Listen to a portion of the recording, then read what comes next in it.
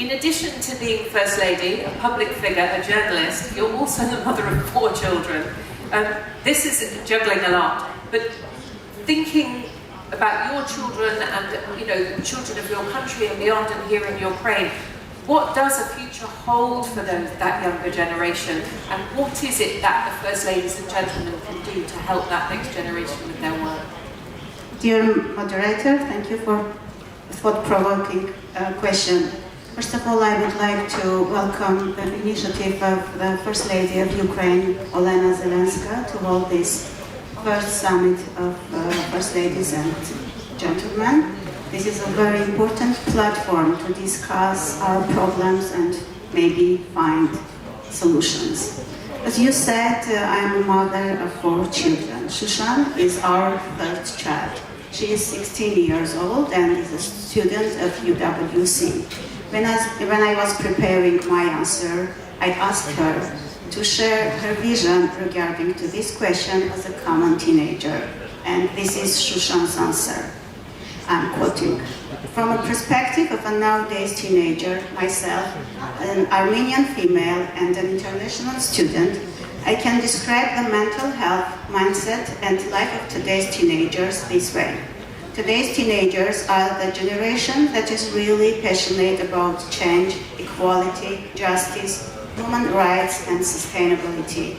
They try to understand the world and create a better future for themselves. A factor that can make everything much harder or much easier for them are adults, parents, siblings, etc. And I believe the one thing that adults can do is helping teenagers understand some things and then making them feel free in their choices.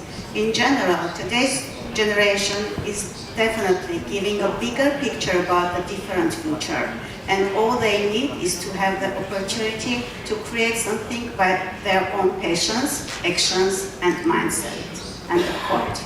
Ladies and gentlemen, although Shushan is not mentioning big problems, but at the same time she is dreaming about different future. And it looks like that Shushan and her friends are not happy with the current situation of the world. I don't think that they appreciate the world we live in and are going to pass them. And to be sincere, they have, let's say, huge reason for that. We are returning from the exhibition Martyrology Children, where we commemorated the deceased children in Ukraine from February 24, 2020 until now. When I think about the question what the future holds for my children, children of my country, and the children of the world, first of all, I think about those children who no longer have a future, who remained in the past, and whose memory we have just commemorated. I think that we, the adults, did not do our utmost at the time so that the future would not prepare such an end of life for them.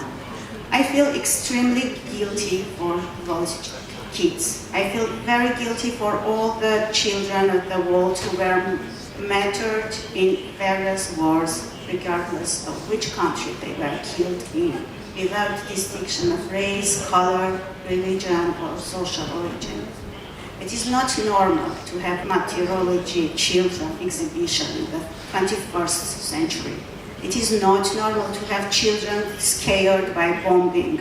It is not normal in the 21st century to have children trapped in a blockade, being hungry, exhausted, with a fear of genocide in their hearts.